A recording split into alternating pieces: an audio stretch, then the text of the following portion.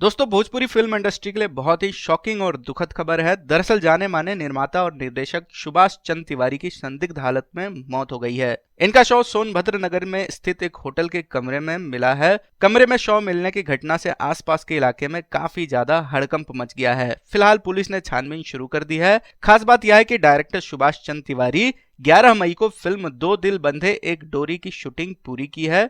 इसके बाद सभी स्टाफ को उन्होंने पेमेंट किया और फिल्म के लीड एक्टर्स को एयरपोर्ट के लिए रवाना किया। इसके बाद वो होटल के कमरे में आकर सो गए। अगले दिन जब फिल्म के यूनिट स्टाफ उन्हें उठाने गए तो वहां से यानी कि उनके होटल रूम से कोई रिस्पॉन्स नहीं मिला, जिसके वजह से होटल के लोगों को बुलाया गया। लेकिन जब अंदर से कोई आवाज नहीं आई तो पुलिस को बुलाया गया। मौके पर पहुंची पुलिस ने कमरे का दरवाजा किसी तरीके से खोला और शव को कब्जे में लिया।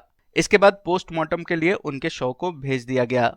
सुभाष चंद्र तिवारी की मौत किस वजह से हुई है, इसके पीछे की वजह का खुलासा फिलहाल पोस्टमार्टम रिपोर्ट के आने के बाद ही होगा। लेकिन इतना जरूर है कि मौत से ठीक एक दिन पहले उन्होंने चेस्ट पेन की शिकायत की थी, जिसके बाद वो हॉस्पिटल में गए थे। बाकी पोस्टमार्टम रिपोर्ट आने के बाद ही मौत की असली सच्चाई सामने आएगी।